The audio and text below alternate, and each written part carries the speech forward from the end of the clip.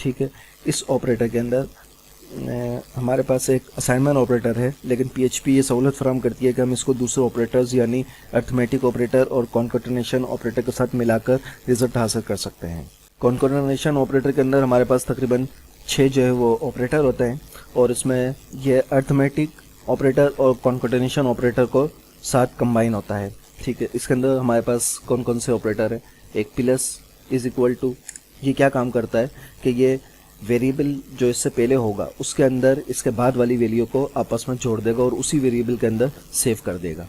ठीक है। इसके बल्कि एक मिसाल देख लेते हैं, उससे आपको ज़्यादा अच्छी तरह समझ में आ जाएगा। तो फॉर एग्जांपल मेरे पास यहाँ पे वेरिएबल है y, मैंने लिया इसको असाइन करा 10 से, और उसके बाद मैं यहाँ पे $y इज इक्वल टू फिर $y प्लस 5, और अब यहाँ पे मैं इसको इको करा रहा हूँ $y।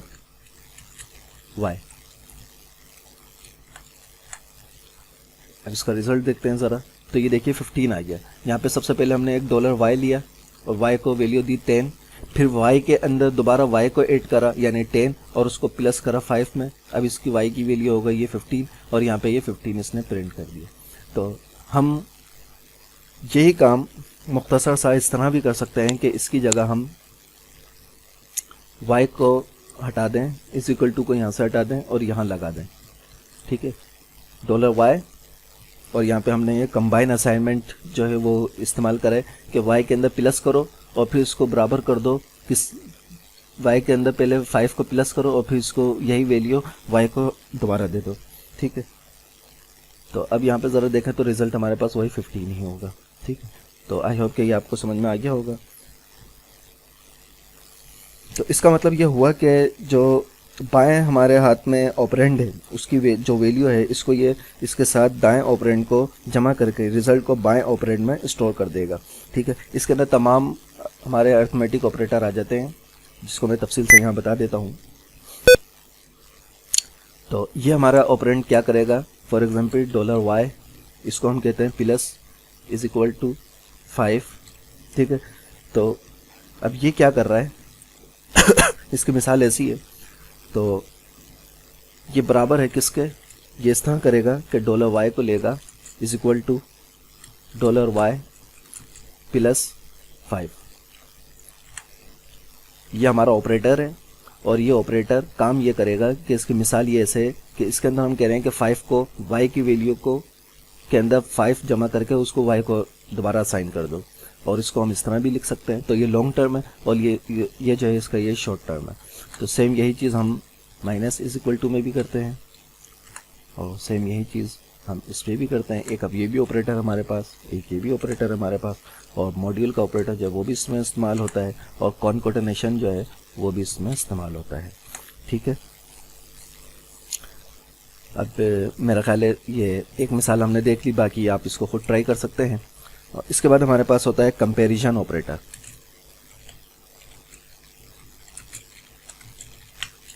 जैसे कि इसके नाम से जाहिर है कि कंपैरिजन ऑपरेटर है, तो ये ऑपरेटर अपने ऑपरेंड्स का एक दूसरे के साथ मुआवजा करते हैं, कंपेयर करते हैं आपस में। ठीक है। और कामयाबी की सूरत में बुलियन यानी ट्रू या फॉल्स, 1 0 या ऑन ऑफ रिटर्न करते हैं। ये कंट्रोल स्ट्रक्चर इफ़ वाइल में ज़्यादातर इस्तेमाल होता है, जो कि हम आगे इसको देखेंगे, आगे पढ़ेंगे। तो कंपैरिजन ऑपरेटर के अंदर हमारे पास एक ऑपरेटर ये होता है, और ये ऑपरेटर जो है वो इक्वल टू है। ठीक है। ये दोनों ऑपरेंड बराबर हों, इसका मकसद ये है इक्विवेलेंस। अगर दोनों ऑपरेंड बराबर होंगे, फॉर एग्जांपल 100 बराबर हो 100 के, तो फिर ये क्या करेगा, इसको ये ट्रू कर देगा। ये इसको जगह मैं बड़ा कर लेता हूँ थोड़ा। तो ये देखिए, अब कंपैरिजन ऑपरेटर में जब ये एक ऑपरेटर हमारा, और इसको कहते हैं इक्विवेलेंस, ये बराबर करेगा यानी 100 100 बराबर हो 100 के, तो ये इसको ट्रू करेगा। अगर यहाँ पे हम 99 कर दें तो फिर ये ट्रू नहीं करेगा बल्कि इसको फॉल्स कर देगा। ठीक है। और अगर यहाँ पे 101 कर दें तब भी ये इसको फॉल्स करेगा। तो इसकी शर्त क्या है इक्वल्स की, कि जब यहाँ पे 100 होगा तो फिर ये ट्रू होगा। इसको हम इफ एल्स वगैरह में और लूप्स वगैरह में जो है वो इस्तेमाल करते हैं इन ऑपरेटर्स को। कंपैरिजन ऑपरेटर के पास हमारे पास एक ऑपरेटर होता है ये नॉट इक्वल, इसको कहते हैं नॉट इक्वल। नॉट इक्वल भी कहते हैं, नॉन इक्वल भी कहते हैं।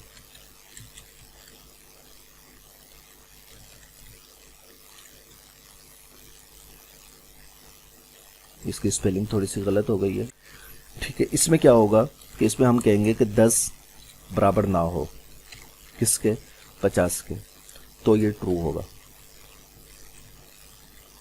हम इसको कह रहे हैं कि नॉट इक्वल टू, इसको कहेंगे नॉट इक्वल टू, और इसका काम है नॉट इक्विलियंस, बराबर नहीं करेगा। जब तक ये बराबर नहीं होगा तो ये अपना काम करेगा और ये ट्रू रहेगा।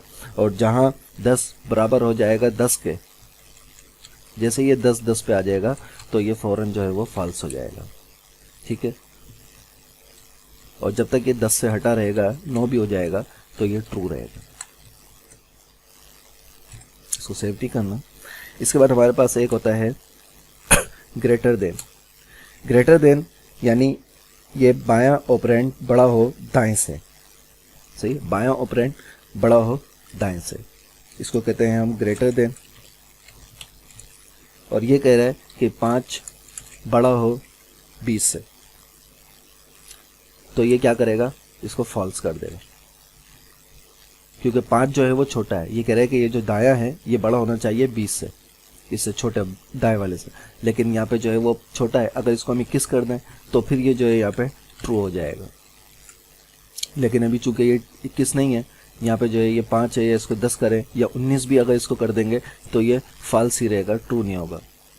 वो सॉरी, ये ट्रू रहेगा अभी, सही है। जैसे ये 20 हो जाएगा या 20 से ऊपर हो जाएगा, 21 हो जाएगा, 22 हो जाएगा, तो फिर ये फॉल्स हो जाएगा। सेम इसी तरह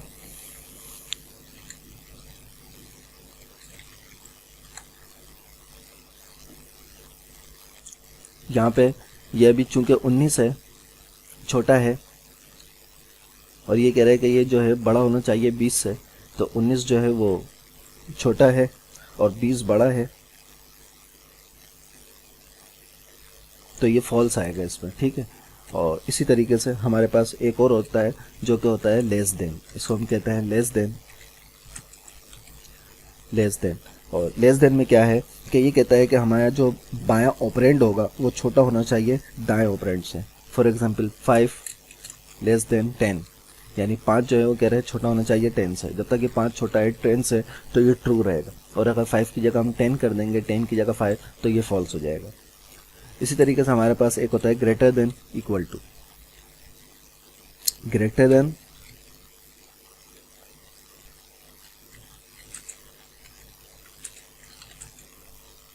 और इक्वल टू, ये वाला या तो बड़ा हो या बराबर हो। तो इसका क्या होगा, इसमें यह होगा कि 5 ग्रेटर देन इक्वल टू 15, 5 बड़ा हो या बराबर हो 15 के, तो ये ट्रू होगा, वरना फॉल्स होगा। यहाँ पे चूंकि 5 जो है वो छोटा है 15 से, इसलिए यहाँ पे फॉल्स होगा। इसी तरीके से हमारे पास एक ऑपरेटर होता है less than equal to. Less than और इक्वल टू, इसके अंदर क्या होगा कि ये कहेगा 5 लेस देन छोटा हो या बराबर हो 15 के। तो जब 5 छोटा होगा या बड़ा होगा 15 के, तो ये ट्रू हो जाएगा, क्योंकि यहाँ पे ये कह रहा है कि भाई 5 जो है वो छोटा होना चाहिए या बराबर होना चाहिए 15 के, तो लेकिन सही है, यहाँ पे 5 जो है वो 15 से छोटा है, इसलिए ये ट्रू हो गया। इसके अलावा हमारे पास एक ऑपरेटर और है जो कि जिसमें 3 दफ़ा हम इक्वल का निशान लगाते हैं। ये ऑपरेटर हमारा कहलाता है कि ये दोनों ऑपरेंड आइडेंटिकल, इस ऑपरेटर को हम कहते हैं आइडेंटिकल ऑपरेटर, ठीक है। ये ऑपरेटर हैं तो सारे कंपैरिजन, लेकिन इसका नाम है आइडेंटिकल। तो ये कह रहा है कि दोनों ऑपरेंड्स बराबर हों और इनकी जो डेटा टाइप है वो भी सेम हो, डेटा टाइप भी सेम होनी चाहिए। अब इसकी मिसाल हम ले लें, for example 5 is equal to, और यहाँ पे स्ट्रिंग में 5 बनाए, तो ये क्या देगा, फॉल्स देगा। क्यों?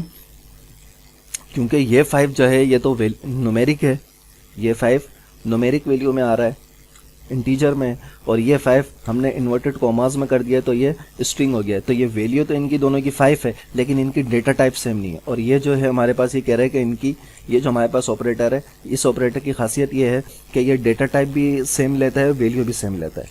और जिस तरीके से ये हमारे पास ऑपरेटर है, ये जो है वैल्यू सेम लेता है 100 और 100, लेकिन ये डेटा टाइप भी सेम लेगा, वैल्यू भी सेम लेगा, इसलिए इसको यहाँ पे जो है फॉल्स कह देगा। ये ऑपरेटर जो है ये ज़्यादातर इंटीजर या डबल के साथ इस्तेमाल होते हैं। सिर्फ इक्विवेलेंस का जो ऑपरेटर मैंने आपको बताया, ये स्ट्रिंग के साथ भी इस्तेमाल हम इसको कर सकते हैं, ठीक है। और इसके साथ साथ अब हम इससे आगे हमारे पास है लॉजिकल ऑपरेटर।